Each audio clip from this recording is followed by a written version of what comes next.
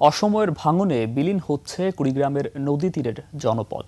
ভারী বৃষ্টি আর হঠাৎ উজানের ঢলে ব্রহ্মপুত্র, তিস্তা, ধরলা, দুধকুমার, জিঞ্জিরাম সহ নদ নদীগুলো আগ্রাসী হয়ে উঠেছে। ভাঙন রোধে নদী শাসনের পাশাপাশি বাঁশের বান্ডল তৈরির পরামর্শ বিশেষজ্ঞদের। কুড়িগ্রাম প্রতিনিধি আতাউর রহমান বিপ্লবের তথ্য ও ছবিতে report. Colour expert, George sap এবং মাইল্ড অন হ্যান্ডস টেকনোলজি সমৃদ্ধ অরিক্স ক্রিস্টাল ওয়াশ আপনার লন্ড্রি এক্সপার্ট। অসময়ে নদী ভাঙনে কুড়িগ্রামের নদী তীরবর্তী জনপদ। ব্রহ্মপুত্র নদের ভাঙনে জমি জমা হারিয়ে অন্যের ক্ষেতে ঠাঁই হয়েছে বিধবা নাসিমা বেওয়ার পরিবারের।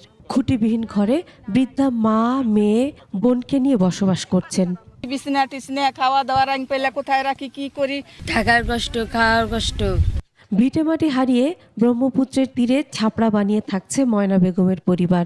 ময়না বেগমের মতো খেয়ে না খেয়ে এভাবেই কেটে যাচ্ছে রৌমারী উপজেলার শৌলমারী ইউনিয়নের সোনাপুর গ্রামের শত শত পরিবারের।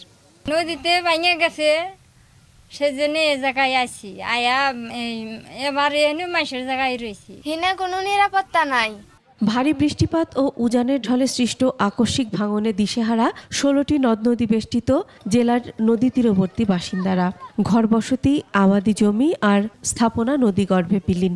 নিঃস্ব পরিবারগুলো ছুটছে নতুন আশ্রয়ের খোঁজে। 12-13 বার বাড়ি ভাঙছি, জমি জমা টানা নাই, সব নদীতে ভেঙে গেছে। অনেকগুলো বাড়ি আছে, হাট বাজার আছে। যদি স্থায়ী কাজ না হয় তাহলে নদীগর্ভে এগুলো বিলীন হয়ে যাবে। সরকারি হিসেবে 6 বছরে জেলার নদী ভাঙনে ভিটেমাটি হারিয়েছে প্রায় 16,000 পরিবার।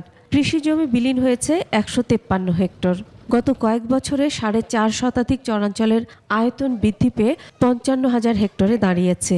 কৃষি জমিগুলো সব এখন নদীর গর্ভেই আছে, মানুষ এখন দিশেহারা হয়ে আছে। নদী বিশেষজ্ঞরা জানান, জলবায়ুর বৈশ্বিক পরিবর্তনে মেঘ বিস্ফোরণ বা ক্লাউড ব্লাস্ট দেখা দেয়। তাই নদী ভাঙন রোধে স্থায়ী বাঁধ নির্মাণের পরামর্শ তাদের। জন্য উজানে যাতে কোনো বাঁধ না থাকে সেটা নিশ্চিত করতে হবে। একই সঙ্গে আমাদের এখানে প্যান্ডেলিং বলে একটা পদ্ধতি আছে লোকায়ত, এটা 1000 বছর ধরে আমাদের পূর্বপুরুষরা এই পদ্ধতি চর্চা করেছে এবং নদীগুলো ঠিক রেখেছে। সেইটা বাঁশ দিয়ে করে, এইটা করা যেতে পারে। জরুরি ভিত্তিতে জিও ব্যাগ ফেলে 35টি পয়েন্টে ভাঙন রোধে কাজ করা হয়েছে। এছাড়া ব্রহ্মপুত্র নদের বাম তীর রক্ষায় 20 কিলোমিটারের বেশি স্থায়ী বাঁধ নির্মাণের প্রকল্প অনুমোদনের অপেক্ষায় রয়েছে। এই প্রকল্পটি অনুমোদন হলে রৌমারী রাজীবপুর এলাকায় 20.5 কিলোমিটার স্থায়ীভাবে নদী তীর সংরক্ষণ করা যাবে। অনিশ্চিত এক জীবনের পথে দাঁড়িয়েছে ক্ষতিগ্রস্ত পরিবারগুলো। Masum আলিসা, desk report, 21 television.